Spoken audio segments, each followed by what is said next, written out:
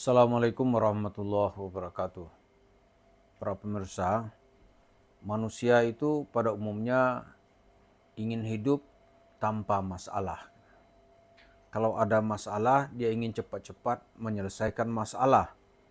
Itu disebut dengan manusia yang normal di dalam hidupnya.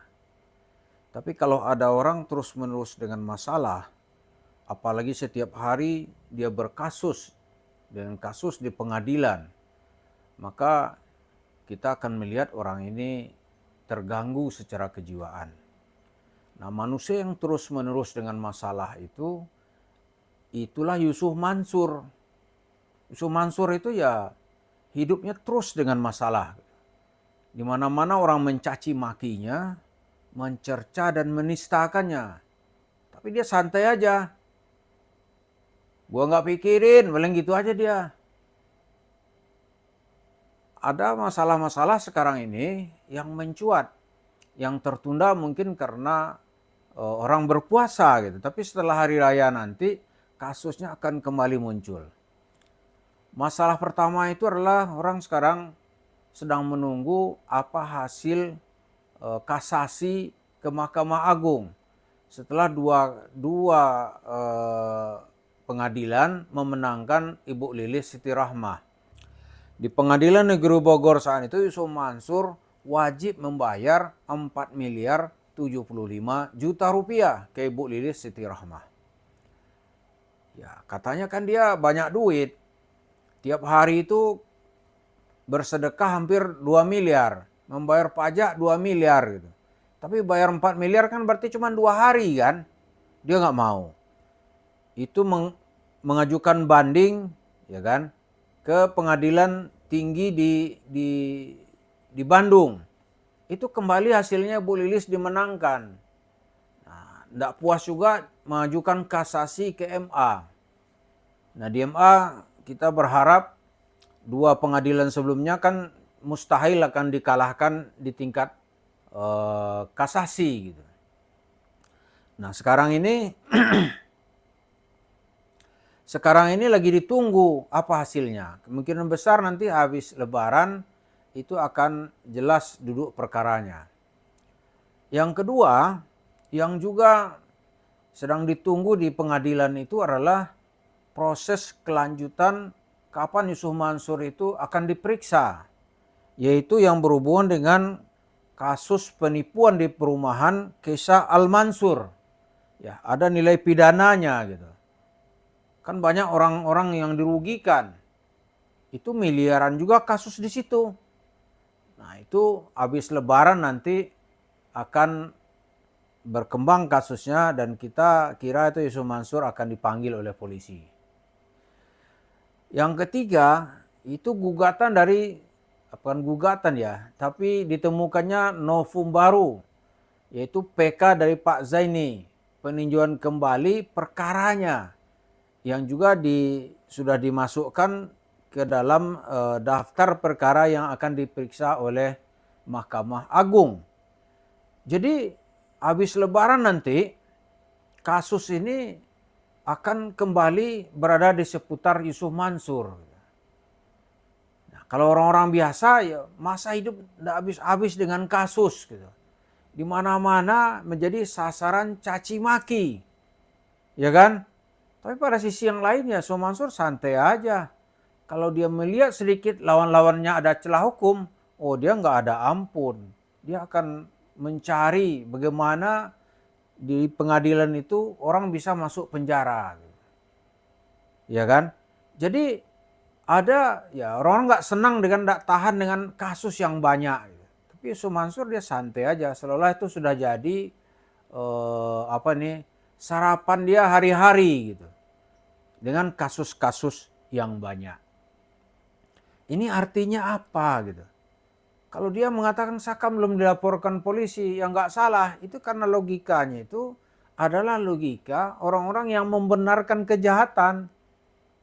Tapi kalau orang yang menyatakan kejahatan itu sebuah bentuk yang harus dijauhi, sebuah perbuatan yang terkutuk, baik itu diketahui oleh polisi maupun tidak, itu dia nggak akan mau melakukannya. Tapi Yusuf Mansur nggak peduli dia. Orang kalau bercerita, oh ini malam Lailatul Qadar, Ustaz. Dia akan balas, Lailatul Qadar aja buat ente gitu. Dia nggak akan pernah mundur dari perbuatannya. Dan nyatanya kan seperti itu.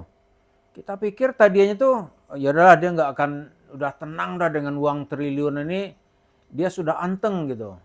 Ternyata enggak. Dia akan cari terus, akan terus mencari.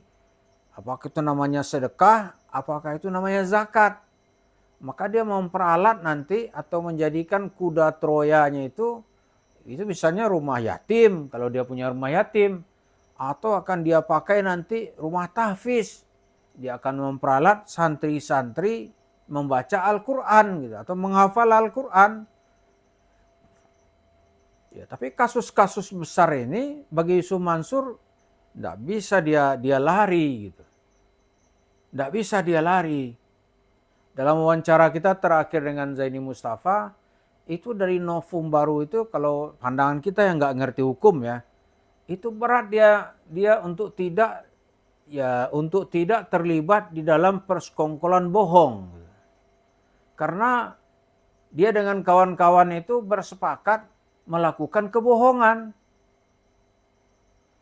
Jadi inilah, jadi Yusuf Mansur nggak bisa dia tenang-tenang. Lah menjelang Idul Fitri gimana? Ya Idul Fitri ya tunggu aja. Banyak nanti orang-orang yang datang menagih THR. Kalau nggak dapat gimana? Ya tungguin, saya bilang, tungguin di mana dia sholat subuh, di masjid dekat rumahnya dekat. Kalau nggak ketemu juga gimana? Ya dia sholat id di mana? Kan nggak mungkin dia sholat id itu jauh-jauh. Karena Yusuf Mansur itu terus-menerus dipantau oleh masyarakat, sehingga dia keluar tuh harus pakai pengawal. Dia nggak berani itu sendiri. Coba kalau dia nggak ada masalah, masa dia begitu?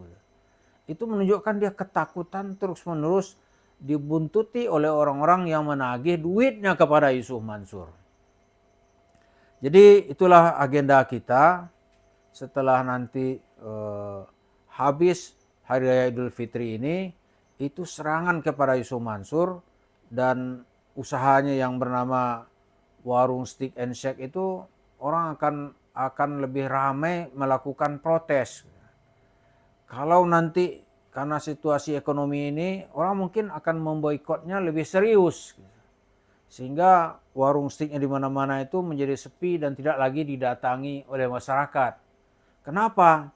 Karena orang marah, inilah wujud orang yang berbaju agama gitu, yang menjual-jual ayat-ayat Tuhan atau ucapan Nabi untuk memperkaya dirinya sendiri. Lalu dia bisa berinvestasi di badan usaha yang bernama Warung Steak and Shake.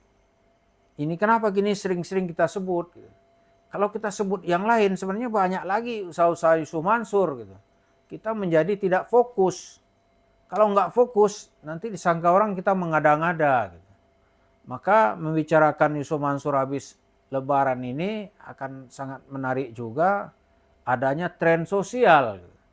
Apalagi nanti kalau ekonomi ini, ya kita tidak mendoakan. Kalau ternyata nanti ekonomi ini tidak baik-baik saja, dalam tanda kutip mungkin agak buruk gitu, marah orang kepada Yusuf Mansur itu meningkat. Pasti meningkat, nggak ada cerita gitu. Nggak ada cerita, dia pasti dikejar orang dan dapat itu orang akan menagih duitnya. Maka ini tentu saja sebuah penjara lagi bagi Yusuf Mansur gitu. Jadi habis Idul Fitri ini kemungkinan besar Yusuf Mansur itu akan dipenjarakan oleh cerita hidupnya. Minimal dia terpenjara di rumahnya di Ketapang sana. Karena kalau keluar dia takut sekali akan ditagih oleh masyarakat atas uang-uangnya yang sudah dibawa oleh Yusuf Mansur. Begitu juga nanti orang akan serius melihat Yusuf Mansur ada nggak dia di Warung Steak and Shake. Kalau ada, dia sudah cukup dijadikan alasan untuk dimintai duitnya. Itulah yang akan dialami oleh Yusuf Mansur setelah Idul Fitri. Mudah-mudahan semua kita dikasih umur panjang untuk melihat bagaimana drama Yusuf Mansur dengan kasus-kasus yang tidak pernah berakhir.